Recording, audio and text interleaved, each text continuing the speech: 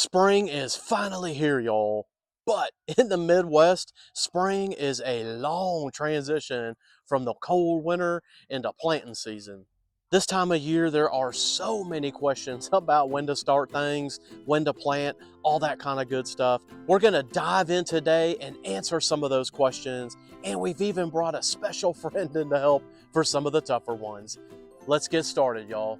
Everybody in my life knows that I am a crazy gardener, and because of that, I get questions all the time, emailed, online, family functions, everywhere. And one of the questions I hear constantly, probably every single week during this time of year, is when is it safe to plant my tomatoes?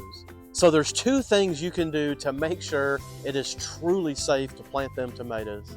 First one is make sure your soil temperature is at least in the mid-60s. The second trick to know when it's safe to plant tomatoes is watch your nighttime temps. Once your nighttime temperatures are steady in the 50s, chances are that soil temp is gonna be in the 60s. Using both those tricks should make it nice and safe to get those beautiful tomatoes in the ground. Question number 2, also a super often asked question: can I sow seeds even before it warms up? Yes and no. This truly depends on the plant. Cool season crops like all of your greens and spinaches, lettuces, even things like potatoes, carrots, onions, absolutely. Summer vegetables though, things like beans or zucchinis or even tomatoes and peppers that you're going to direct sow, absolutely not. Definitely wait a little while because the seeds won't even germinate and they might even rot. It's always best to check the packet of the seeds, which will have more information and let you know if it's too early to sow. Question number 3, can I lay down mulch even though I'm not planting summer crops yet? Absolutely. In fact, I try to mulch all year round.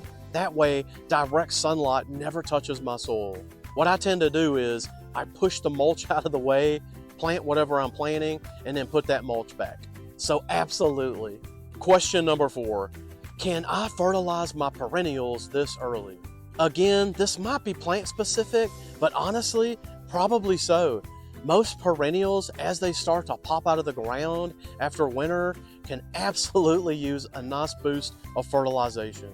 If you've watched my channel for a while, you know that I don't really fertilize that much. But for perennials, I do use some of that Grow Big that I use for seedlings right as they start to pop out of the ground.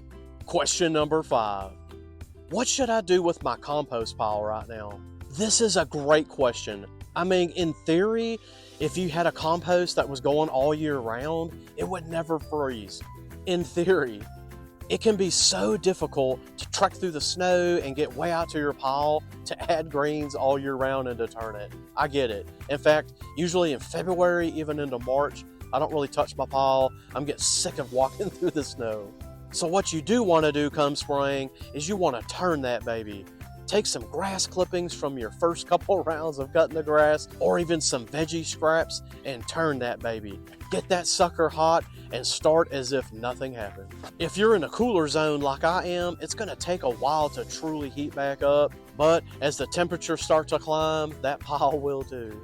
All right, it is time for the tougher questions, and I brought in somebody who's better at gardening than I am, my friend, Miss Jessica of From Dream to Seed. Hello everyone, my name is Jessica. I'm a suburban backyard gardener growing in Zone 7. I've been home gardening for about 20 years, and in 2020 I certified as a master gardener.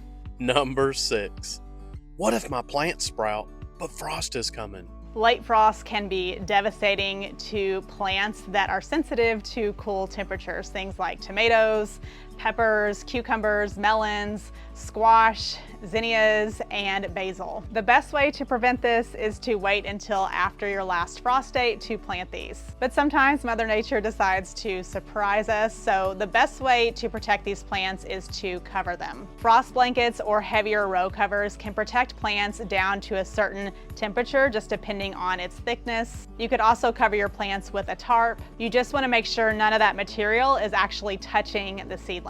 Another option would be to mulch over top of those seedlings with something like pine straw or straw. Number 7, my seedlings are leggy. Should I toss them? We call seedlings leggy when they look really stretched, and these are often very weak seedlings that can have problems when you transplant them. The most common cause of leggy seedlings is insufficient light. This is a common issue when starting seedlings indoors. Some seedlings may do okay in front of a sunny window, but most seedlings need a stronger light source, usually a grow light. If you have a grow light and your seedlings still look leggy, it could be that grow light isn't strong enough or the grow light is too far away from the seedlings. Usually you want that grow light about 3 to 4 inches above those seedlings. You can also just place your seed trays outside during the day and bring them back in at night until they're ready to be planted. They'll get plenty of natural sunlight this way. A lot of times it is possible to fix leggy seedlings. Obviously you'll want to add a stronger light source or move them closer to the light source. You can also add some gentle airflow with maybe a small fan. This will signal the plant to strengthen itself. But remember, these are weak seedlings, so don't put them somewhere where they're going to be exposed to a lot of wind. And if you're moving them outside to get more light, make sure you start with just a few hours that first day and then slowly increase that over about a week. Number 8. Should I be worried about pests this early in the season? Just because it's early in the garden season, it doesn't mean your plants won't have issues with pests. Small pests like flea beetles love that cooler weather. There's also an insect called a cutworm, which is a small caterpillar that can clip young seedlings off at the base. And larger pests like birds and rabbits love young tender seedlings. They can wipe out overnight what took you weeks to grow. In my garden, all of my newly planted seedlings get covered with row covers. This protects them from those larger pests. It also gives them a little bit of protection from harsh sunlight and high winds until they get established. For cutworms, I make easy DIY plant collars out of 2-liter bottles or oatmeal canisters, and you just place those at the base of the plant. And the bonus question, is organic fertilizer actually safe?